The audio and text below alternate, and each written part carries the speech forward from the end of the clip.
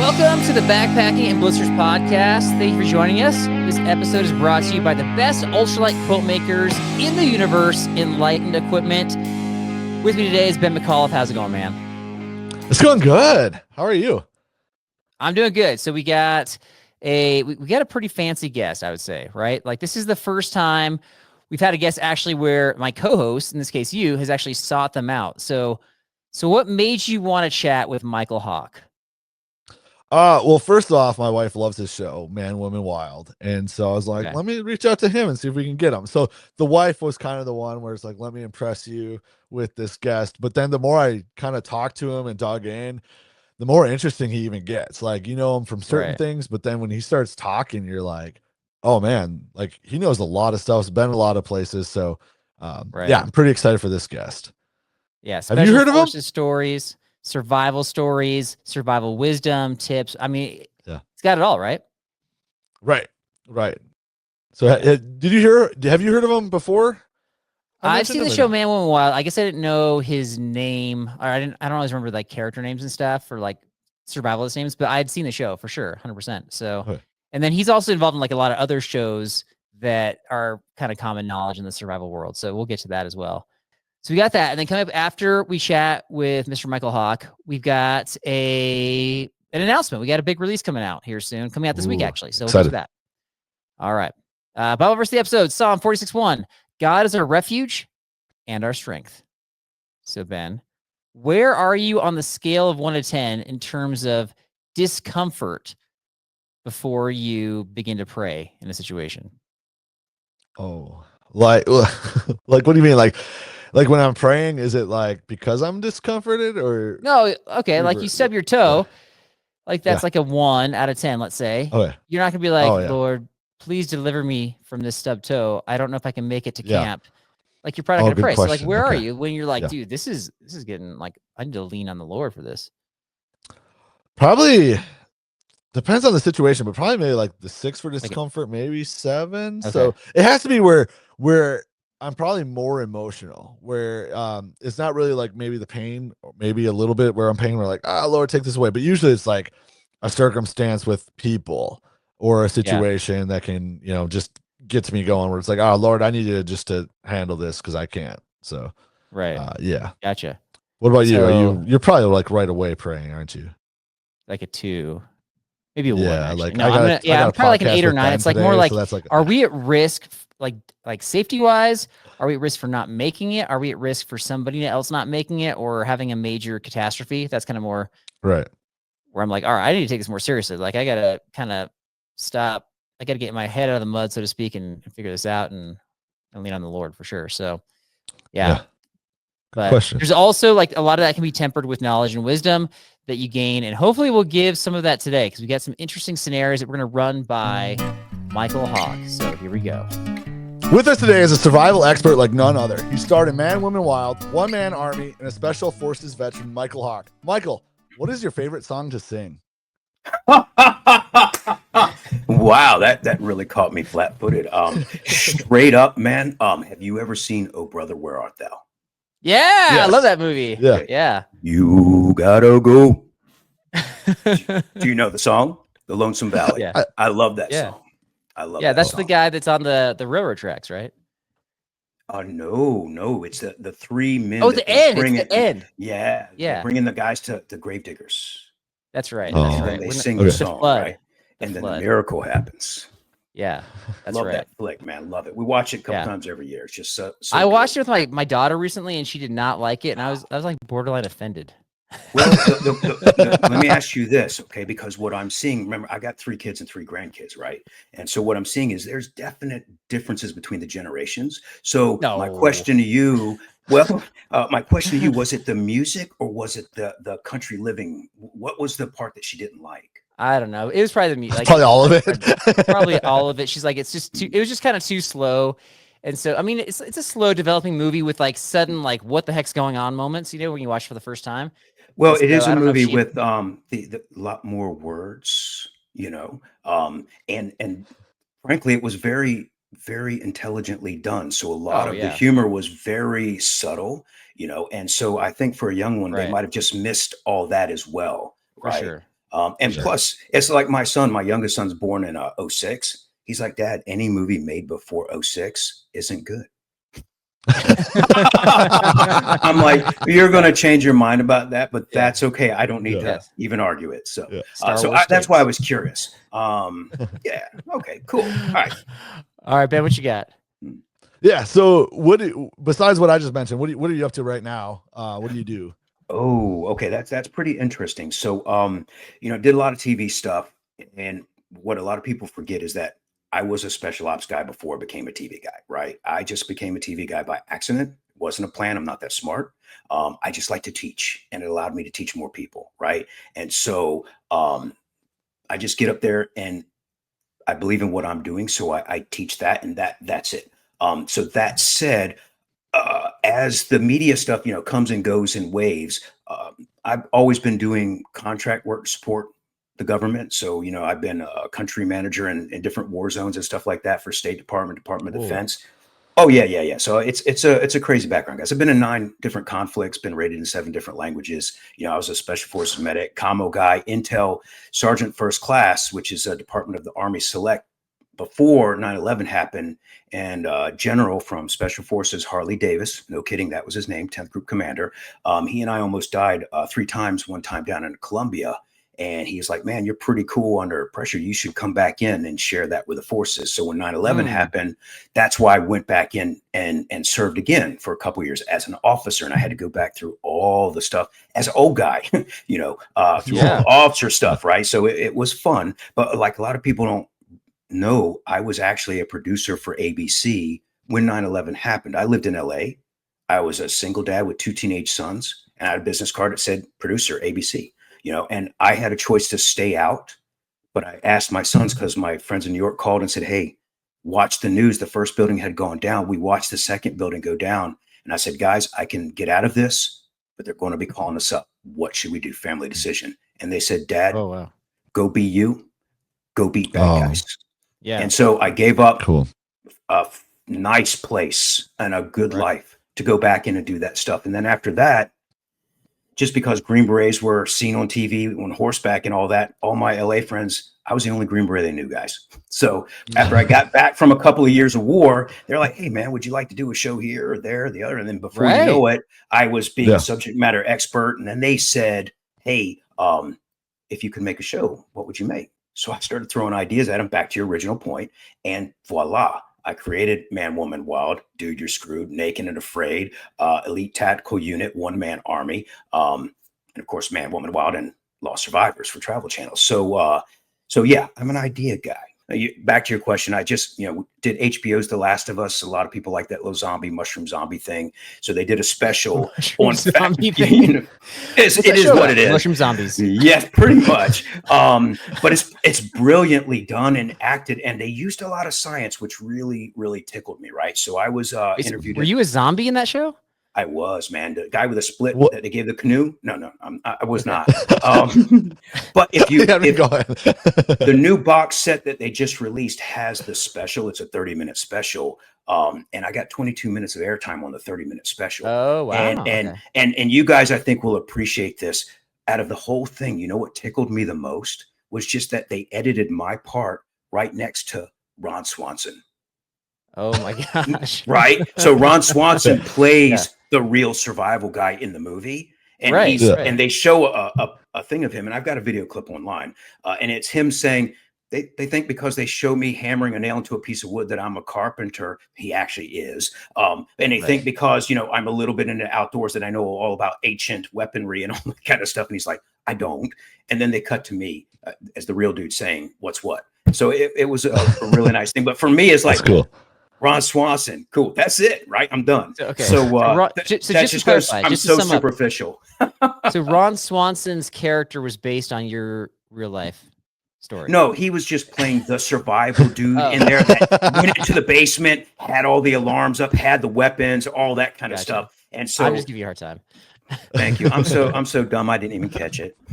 I know. Yeah, I just like that you're like split screen side by side. That's pretty funny. Okay, so first of all, thank you for your service. Like we so appreciate everything you do for our country. and everything you've done for our country. So thank you for that. And you mentioned that you kind of are a teacher by nature. And so I think this is going to lend itself really well to the show, because we have survival scenarios that we've come up with that we want to run by you. And we always, I don't know, we goof around about like how we'd handle various situations.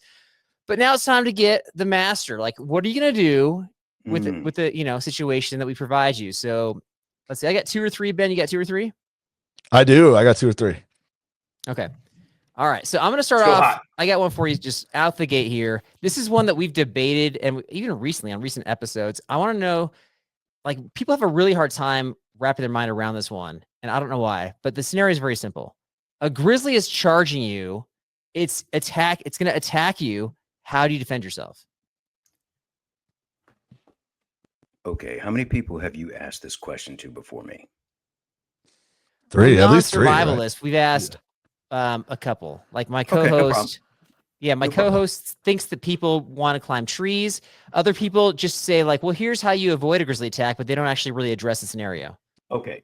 So that's a fun question, right? Because it happens. I've had it happen. Okay. Attack you like claws? No, not that. Okay. Thank God. Okay. When we were in Alaska and I was out looking for food, we ran into one. And the only reason he didn't come after me was because I had a cameraman behind me and a sound man behind him. And so we looked like bigger, but we all saw that. And I think they might have dropped some excrement. They might have left some sign. How about that? They left some sign. That's right. That's right. And they said, Hawke, do you mind if we go a different direction and look for food? I'm like, no, I'm in complete concurrence with you. And so we went the other way. But the bigger point, guys, and just being real as you can possibly be, right? Bears will eat you. Done. I don't want any human to walk away from this thinking in any way that I'm going to punch this guy in the nose or anything like that and walk away, right? So that's the first thing. What I've studied this because I teach people all the time. When you go out into Mother Nature, you become part of the food chain. You're not at the top of it, right? Even if you got a rifle, because disease can take you out faster than anything if you're not smart and hygienic, right? So for me, if a bear is coming after you, you got, the brown bear, the black bear discussion, and I don't want people to get confused because they don't always match the colors depending on the time of the year, the age and all that. You might get one that's really sick. You might get one that's a mother. You might get one that's just come out of hibernation. You don't know what you're going to encounter. So I can only tell people what I have envisioned myself having to do if I were by myself without a rifle or knife or anything, right? First thing I always tell people, get a big stick. Right? Get a big stick as soon as you are in there. Yes. And I've got rules. The stick is important. It should be round enough that you can put your fingers together, but that much so it's strong. It should be just over your head so that if you got to measure how deep water is, how big a chasm is to jump, how high up, I recommend that people keep somewhat of a point on the bottom and don't use it like a real walking stick and mashing it. Just kind of keep it with you, but keep some point on it, right? And keep a fork at the top. And what the fork helps you do is get fruit and food that's up higher.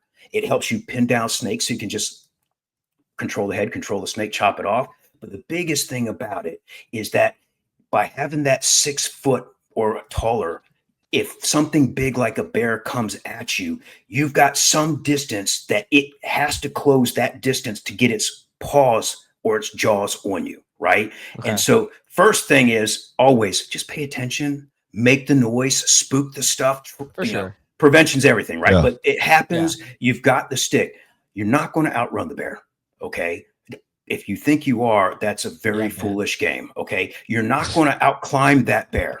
Okay, they're climbing trees as soon as they come out their mama right up to the top. Don't try it. Okay. Now, if you think you can get up to that tree and then use that as leverage to beat it down, that's a different strategy, right? Depends on your time. But remember, that thing will run up that hill, that tree really quickly. So unless you saw it and started getting the head start, he's going to catch you, right? So all of those things. So another big thing with most predators, they're simpler minded than we are. If you can break their concentration. So for me, it's like, dude, I can go around this tree all day long and I'm just going to keep doing tight maneuvers until hopefully he loses interest. And I'm going to be poking him in the eye with my stick. That's my number one goal, is the eye. Okay. That was my idea. Always the eye. Okay. Because everything knows this thing fights back, and that's my eyeballs. And it's more than I'm willing to bite off on. Right. If you can't get in the eye, go into the mouth. Now, the thing is, they will crush your stick once they bite it. Right. But if he's coming at you open mouth, that's all tender, vulnerable. If you can get the spear in there, you will damage it, probably fatally, not immediately. But I guarantee you, once you stick a stick through its neck and it's coming out the side, it's going to reevaluate how much it wants you. Right. Okay. And so the whole thing is try to avoid it running around trees, distracting it, or stab at it. And, put that staff up against a tree. And when he comes at you, he's got to basically spear himself to get you. Right? The Edge, the movie The Edge. That's what they did. Anthony Hopkins.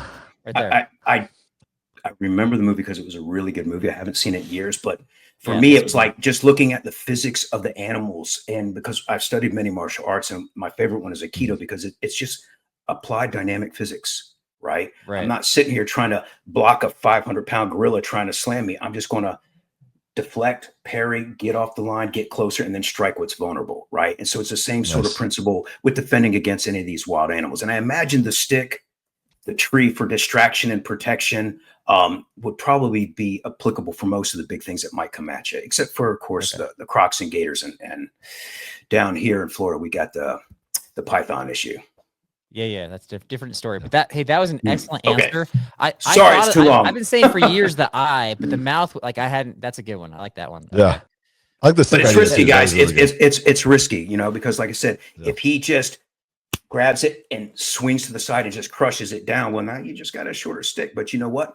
While he's doing that, you still got a chance to stab him in the eye with the splinters. Yeah, I'm just going to carry a camera.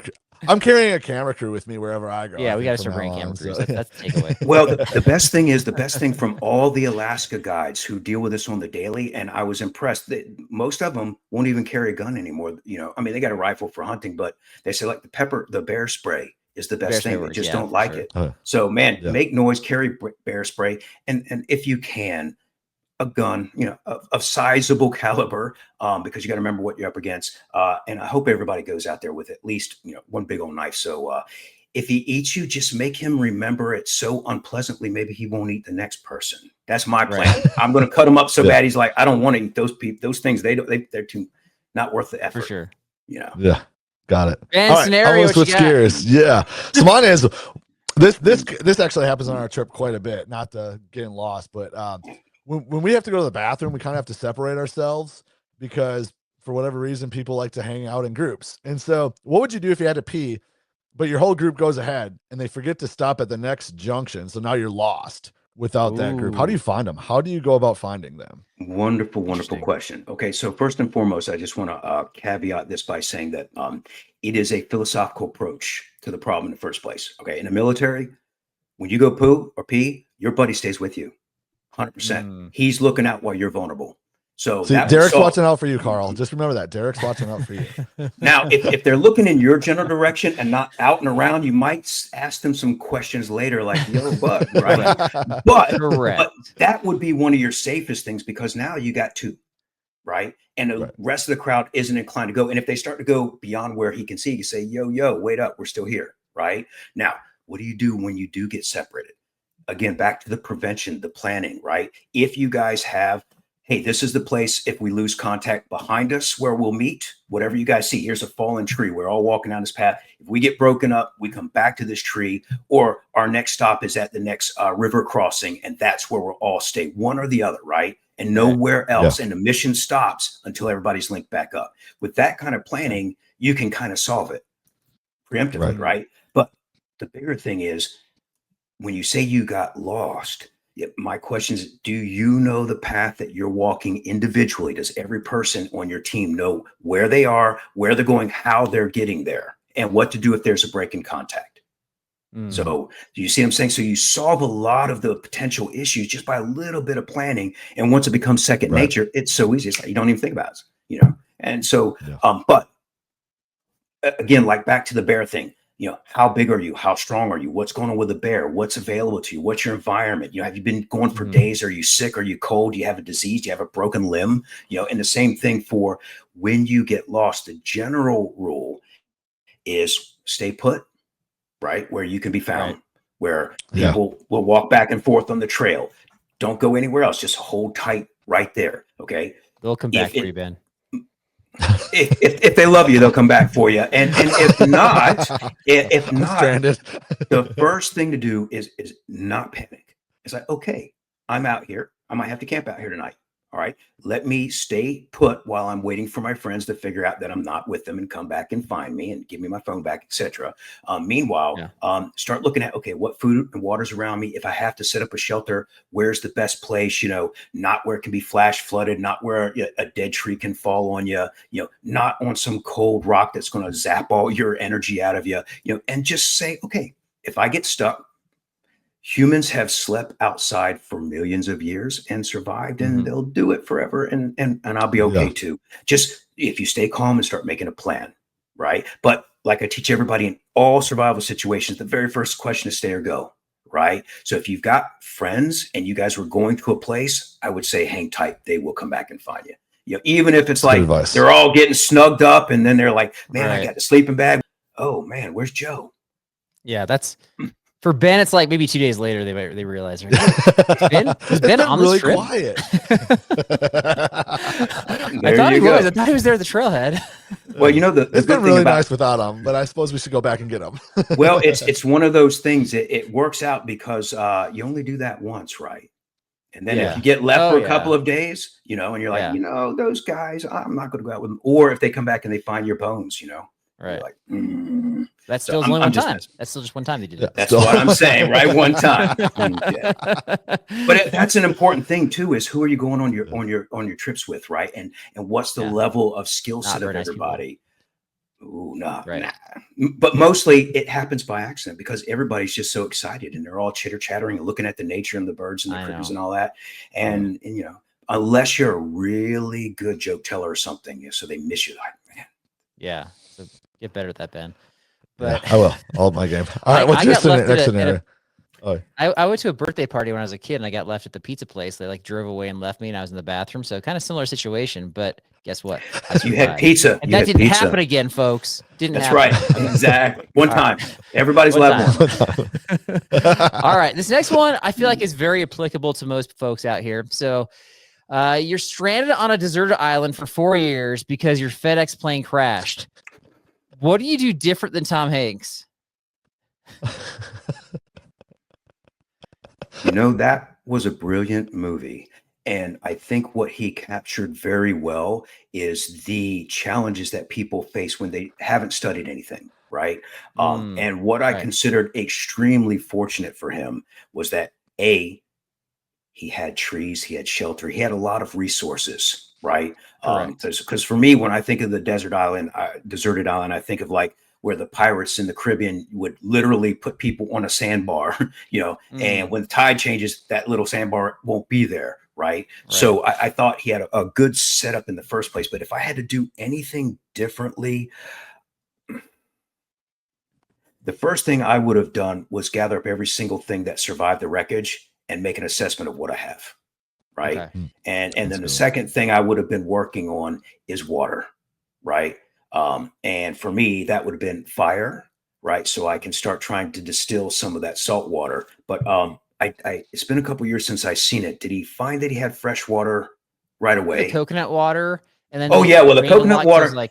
Guys, if you've not cracked a coconut, it's art to how you open up a coconut and when you harvest it and what you get, milk or water and all that. But man, if you don't know how to do it, it's hard the first couple of times, husking a coconut, cracking and all that. So, and while it will keep you alive, it's never the same as drinking pure water. When you're really thirsty and nothing else will slake it but just pure water. And that's where the coconut leaves you kind of wanting more pure water. But when you get the really green ones and it's close to regular water, it is a beautiful, wonderful thing. So what would I have done differently? I think just get after my my basic requirements maybe a little bit faster than he did. But outside of that, man, it was a brilliant movie, and I thought he did phenomenally well. So you would have talked to the volleyball too then? Man, I talk to myself all the time when I'm out there. I'm not kidding you. People would think I was an insane guy, you know, but it does a couple of things though for you psychologically. A, it gives you company, right?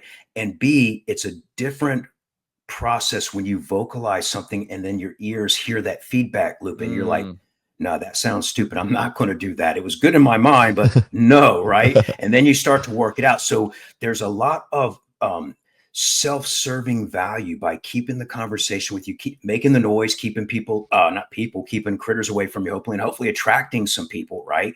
But especially from like my special ops days when we like go, part of what we do is we're trained to go where they think no humans will go, right? So I've literally got on my hands and knees, tied my rucksack, my 100-pound rucksack to my belt and crawled through a mile of draw, if you know what that is, in the deep valleys in the South where it gets really thick and full of wait a minute vines and all that. But if you get down into game trails, you can actually get through without being torn up, except your hands and knees just from crawling through. So, so back to, for me, it is always about, you know, going the way that people don't think that is possible for you to go. What was your initial question? About the Castaway? That was it. Movie? Oh, yeah. I just had a quick follow. Yeah, you hit it. You hit the nail. Okay. All right. Yeah. All right. I just think there's new training now for some of our listeners that they're going to get 100-pound rucksacks and tie it to them and start crawling with it. Oh, please don't, guys. No, we're trained because they drop us deep behind enemy lines, and we got to live off what we carry and what we get off the land. That's our doctrine, right? So whenever we infill or go into a place, it's a 120-pound ruck. And I don't recommend that to anybody because most of our guys get fake knees by the time they're 40, right?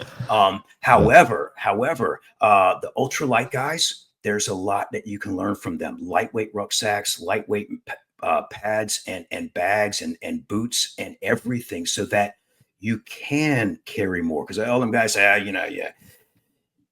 the more you have, and the more you can do. So, you know, and we always joke around and say they're always giving us 100 pounds of lightweight stuff, right? So what I always tell people is find a good weight for you to carry, whatever your physical abilities are, and then build your kit to that weight. Because what you don't want to do when you're out there in a survival situation is have to deal with more stresses and strains, like an overly heavy rucksack, you know, or stuff that you're carrying that you don't know or you're not familiar with or might not serve you, right? So anyway, there you go. Don't do those things. That's my big point. But you're right. There's a lot they can learn about game trails. Okay. Game trails will show you the way to the water, right? Because all the animals, they got to get the water every day. So when you find those, pay attention. They can help you find food or water. Okay. Yeah. So there's lots of little things you can take from special nuggets. We're absorbing. We're absorbing all this information. All right. Ben's got one last scenario. What you got, Ben? One last. You are forced to cross a river on a trip in the morning. So you get wet from the knees down. Daytime temps are 70 degrees. Nighttime temps are 40 degrees. You are 2 days out to your vehicle. What are your next steps? So you say Ben wasn't reading that at all, by the way. He wasn't reading that script. Oh no, it's good. I kind of gathered, but the first question is, you know, because river crossings. Let's just talk about river crossings for a minute, right? When we do a river crossing, we study the width of the river, the depth, the speed, the temperature, the soil content of the bottom. Right? Because all of those matter. Where you sink, you know, what kind of current, where do you have to go upstream to land, where are you going to put your anchor points on, you know, all that stuff. And so for me, the first thing is I always tell people, man, don't get your feet wet if you don't have to, you know. And if you got to get your feet wet, can you cross by taking your shoes off? Right? And just cross barefoot. And then just take the time to take them off, make the crossing, dry them off, air them off for a couple minutes and put them back on if you have the option, the time. Okay. We don't. We just push through and it's miserable and all that kind of stuff. Now, have you guys ever heard of the what we call TTP, technique, tactic, procedure about not wearing socks? No. Not wearing See, them? you guys are in cold weather environments, right? So for you, socks are important. And I love the new smart wool. So you don't get all that friction and all that, and it wicks it away. And anyway, in the jungle, and guys, remember, I live down here in Florida, and I live here for a reason, because I like the jungle. Everything can eat you, but you can eat everything else, right? And in the cold, well, you got plenty of water if there's snow, but the cold is 24/7 trying to kill you. Right. Period. End. You gotta defend against it. So I like it. So for me, we don't wear socks down here where you get wet. Right. You cross the river in your jungle boots, and in a half an hour, your feet are dry, your boots are dry. Because every step you're wafting air in and out around your skin, not against the wet sock, which then breaks down your tissue. And that's why people get the trench foot. Right. Okay. So for you guys, it's right there. Yes. Well, the thing for you guys, it's the other way around. If you can't, because you'll be wearing a thicker boot, right? Usually leather, insulated, that kind of thing, or the lightweight materials. But, once they get soaked, they're soaked. You kind of need a fire to get them dried out, right? So I always put them over my shoulders and go barefoot. I'll wear my socks just to keep a little protection, get across, then just change your socks and put your dry boots back on, right? And then I think that solves all the other things that you were driving at afterwards, yes? Yeah. Yep. That's so good. Wait, just good. clarify. I like that. You wear the socks to cross the river, and then take them off, and you have your boots off, and then you put the boots on sockless when you're on the other side. Is that what you're saying? No, you're mixing up two different things, but you're close, right? I'm saying in the jungles, in the tropics, we don't wear the socks at all. Zero, never. Okay. No, never. Gotcha. Okay. How bad do your boots smell then? Because all I think of is like my stinky shoes. When I don't wear socks in them, like they get wrecked. Well, here's the thing, right? What I found, and this is interesting, the differences between the natural and the man-made materials, right? Any of the new, just man-made textiles that they make boots out of, they stink. They stink. They absorb the sweat, and you're right, they smell terrible. Good old-fashioned leather boots. I normally wear Army Vietnam era jungle boots with a steel shank, right? And the leather just smells like leather that's been wet and then dried. And the cool thing is that once it dries around your foot, you have the best fitting boot ever, right? But now back to your northern thing. No, you're wearing your big fat wool socks. You got your big fat, whatever. Pick your favorite brand of boot, Danner boots or whatnot.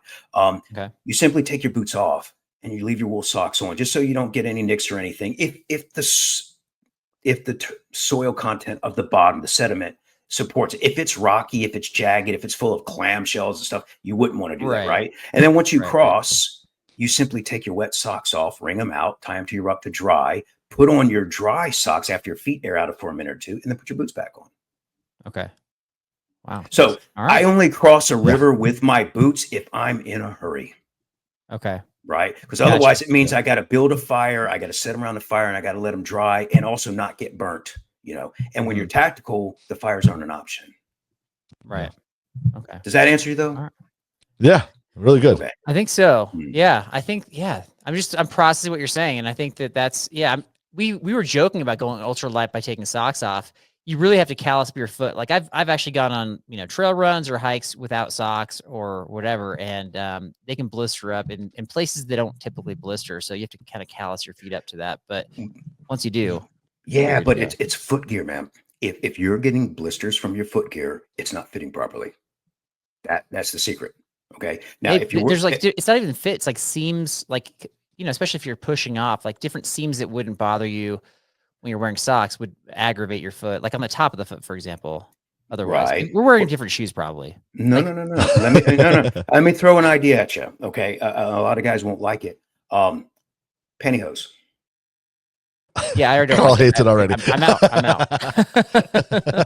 Listen, guys, in the early days when we were packing our boots with Vaseline because we had those old Army issue wool socks that you guarantee they're going to rip your flesh off, right? So we just pack our feet with Vaseline to make those 25-mile mark rucks without, But what we found is if you just put on those little knee-high pantyhose stockings, you never all the way up to your knees. Wait, are you wearing them up to your knees? Well, if it's beyond the knees, it's a little strange, but up to the knees is okay, right? But seriously, you don't get any friction in your boot, in your sock, or anything. And so we started wearing those underneath of our socks, and we didn't have to lube them up with grease or anything, or Vaseline or yeah. something, so you didn't lose half your foot. Okay. I would like to declare that as the #1 tip ever by a guest on our show right there. Pantyhose instead of socks, right, Ben? No, not instead of, in addition to with socks. I'm not. They're your liner. They're your liner. Yeah. You know, I'm just envision. I can't get past envisioning Ben wearing pantyhose, and it's just And then if you get cold, you just put it on your head. You just wear them on your head too. As a mask or rubber bank. Dual purpose. But they can also make filters. They can also make filters for your water, right? If you're trying to get all little debris out of dirty water before you sterilize it. So theres other uses. That's our #1 gear now. #1 gear. Okay, we'll do an episode on pantyhose. 5 survival / backpacking uses for pantyhose, and it sounds like we already got 2, so that's good. Yeah. Okay. Last one, all right. Carl. All right. Well, I'm gonna change gears here a little bit. So, please. Like you've already referenced that you've, like we mentioned before, you're an ideas guy. You have TV shows you've been involved with. So I'm an ideas guy too. My ideas are just typically not as good as the professionals. So I'm running 3 TV show options by you, and I want to know which one you most likely be a part of or produce or whatever. Which one you're the most interested in here? Okay, so the first one is called Bank Heist. You and your team of operatives infiltrate a bank and rob the vault, only to show the manager their security weaknesses. Second one is called Face Off. You are put into the same remote environment as Bear Grylls and Survivor Man. Who can outlast the others? Third one is called Man, Housewife, Wild. You have to take a TV personality from one of the housewife shows and teach them how to survive and poop in the woods. Okay, so a couple of things. First of all, the bank heist thing, guys, that's something that we do in special ops. We call it red selling, when you'll have like one team try to penetrate another team's base camp so they can find out what their weaknesses are. So that's a good thing. Okay, but the difference is you got to tell the people, man, or you get shot. Yeah. Okay.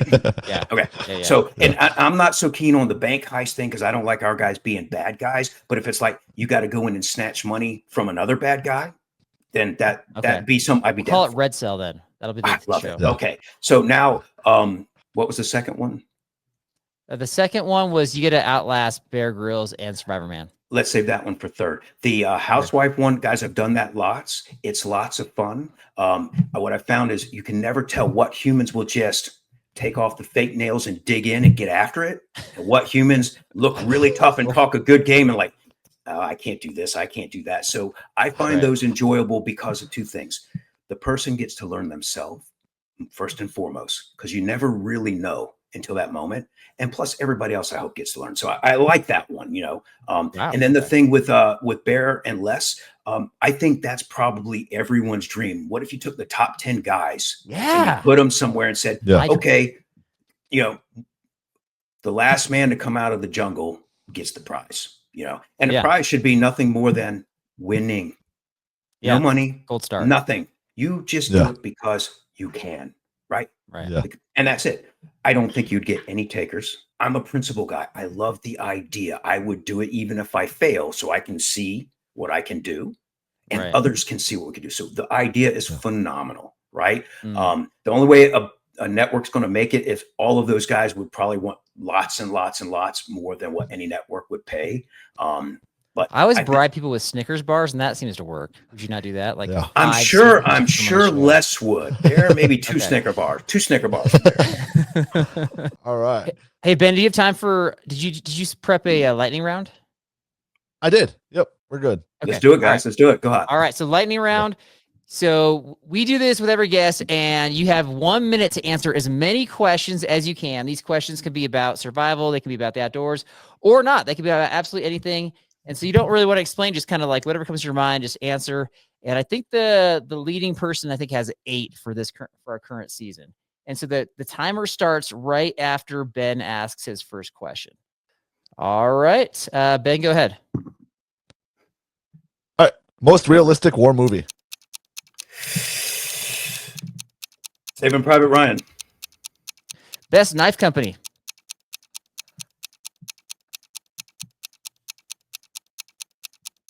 Pass. Ooh, okay. Oh, if you have to believe in one, Yeti or Sasquatch? It'd have to be Sasquatch. Yeti froze to death. And if I had to say a knife company, I'd say Spartan Blades. Spartan. Okay. Toughest survival environment. Ooh, ocean. Favorite country to visit? Thailand. A type of meat you won't eat. None. Favorite way to start a fire? Big. Did NASA fake the moon landing? No. If you had to declassify one thing, what would it be? The current court case is going on. And time. Okay. Wow. I got, let's see, 1, 2, 3, 4. Did you get 5, Ben? I'm not worried about I got competition, 5. Guys. Actually, if you guys want to, if you guys want to hit me with the questions faster, because you guys spent a lot of time asking the question. We did. No, and I always give a little bit of a grace period at the end, just so you know, because I know that Ben has. I'm not bothered, guys. I'm not bothered. Who got 8? Who got 8? That was Justin Outdoors. He's a backpacking gear expert from a few weeks back. You got 9, my friend. So you're the current. Yeah. You're the leader for season 8. Congratulations. You're the man to beat. All right. That's funny. Is there okay? So last question: is there anything that you'd like to promote or like share about what you got on your YouTube channel, social medias, the book that you promised to write in that moment that you described earlier? Anything you got going on that we can put in our show description for folks? Well, thank you guys. I'm really not good at doing that promotion stuff. I've got a website. They can check it. It links to everything. I've got old books, old products you can still get on the aftermarket, some shows in the works. One of my favorite things that we're working on right now is a kids cartoon about survival for families. So that's pretty neat. That's super cool. Yeah, it is. It is really cool. It's a blessing, and the technology is what's making it possible. I have lots of books out. My most recent one is Surviving Extreme Weather. I think that came out just in the last year or so. And I'm looking at writing another book on surviving tyranny. Oh wow! Okay. All right. Yeah. So and I imagine that once that comes out, that'll be on your website as well. So we'll have have your website in our show description. But Mr. Hawke, thank you so much for taking the time and coming on our show. What a pleasure. Appreciate you. Guys, you have been wonderful. Thank you for having me, and God bless you. The trail is calling your name. Are you ready? Are you really ready? Our good friend Roan from Summit Strength can get you trail ready. Roan uses rock-solid evidence to design a specialized training program just for you.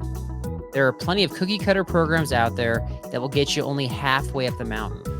Make it to your adventure summit with Summit Strength. The link to your success is always in our episode description, but you can check out all the information you need at summitstrength.com.au/online. It's time to be strong and pain-free for your next adventure.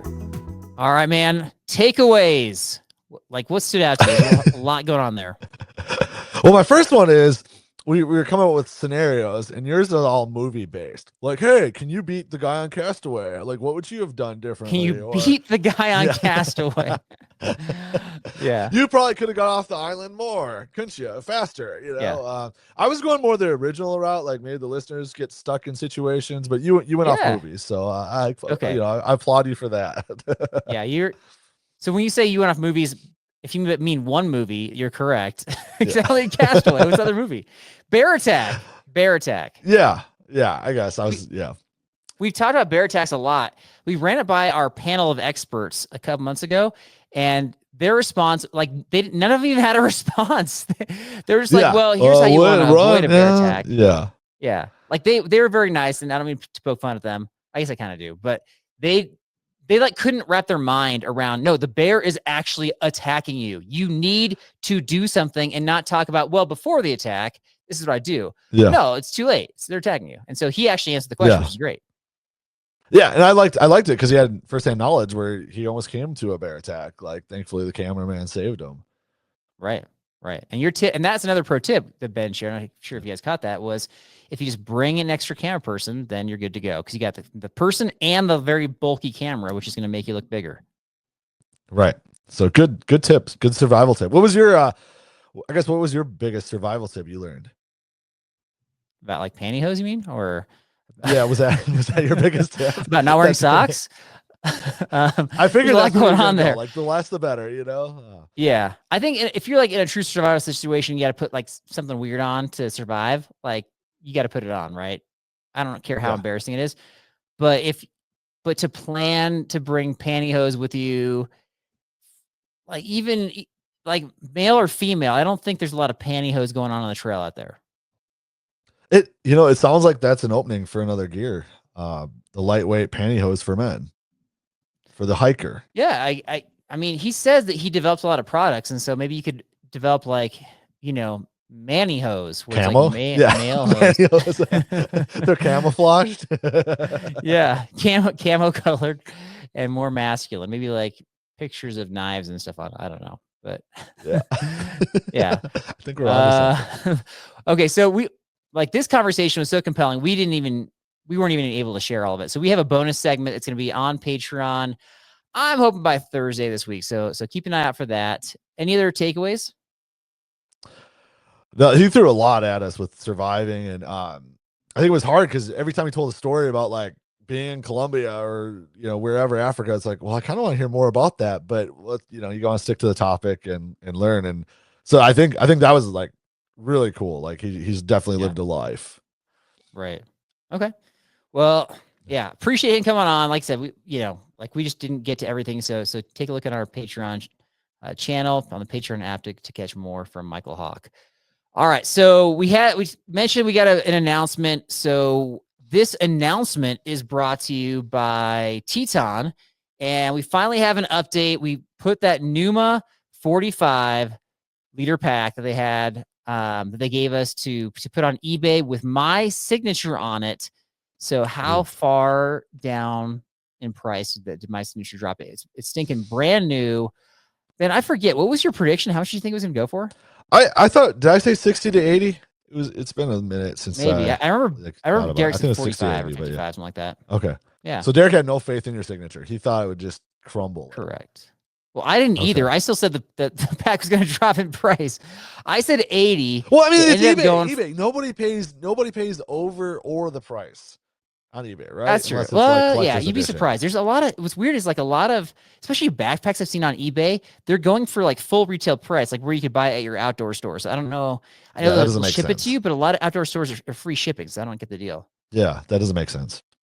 Okay. Anyway, so it went for $86 to Christine from Arizona. Thank you so much, Christine. Nice. She's getting it for her grandson, Elliot, who is hopefully going to go on many adventures with her. She's an awesome backpacker. She's been part of our Patreon trips. But yeah, she's still got a stinking deal, man. like she saved $50, $60. So is she planning on leaving her signature on there or taking a little nail polish remover and removing the signature? I think she's planning on leaving it on there. Okay. I think I'll confirm. That's a good question. Yeah. But yeah, anyway, so we started it at 1 cent and that's where it ended up. And it's $86 including shipping. It was like free shipping to her. So she got a good deal. Oh, nice. Right. Cool. So thanks for Teton for the fun with that one. And then, all right. Our announcement is we have folks that have been listening to our show and on our YouTube channel for a while now. And like back in the day, we used to release these backpacking documentaries that people, like from what we gathered, really enjoyed, because they're not your typical trip video where it's just like a guy holding a camera. Here I am now. Look at me here. Look at this beautiful lake. It's not like basically a photo album made in video form. It's an actual story. And so it's been a few years, but we have one that relates to 2 episodes we've released. It has to do with our attempt to do a 50-mile day in Yosemite on the Red Peak Pass Loop. And that is coming out on Wednesday evening. Ben, you've seen part of it so far, right? Yeah. I was gonna have in the background because I was like, you send out a lot of content and some of it's good, some of it's not on YouTube, but this was good. And so I paused. I don't send out a lot of content. What are you talking about? And so I decided to just like devote it my full attention because it was actually it got me. Like the training that Rocky does beforehand was really good to see what he puts into a trip. So yeah, I think people will like it. Okay. Yeah. And even if you're not like the kind of person that would do if it's a 50-mile day or a massive day, hopefully you'll connect in one way or another and you'll get a chance to see Rocky and his, like, just Rocky being Rocky, which is awesome. And some other characters as part of the group. And this, it spans like years because we put in an episode, I want to say back in 2020 called what was it called? Like Calling Upon Search and Rescue for the Second Time. And it's that story plus an episode we put out last year about kind of the follow-up to that and kind of how things turned out. So if you're interested, I'll have the link in the show description, but I won't have it in there until Wednesday because it's not, well, I don't know. Maybe I'll have it on, it won't work until Wednesday either way. So please check it out and let us know how you like it. Ben, you got anything else? No, I think fun episode, and yeah, just remember you're not surviving unless you're out there in the world. All right. Well, thank you, everybody. Have a great week, and God bless.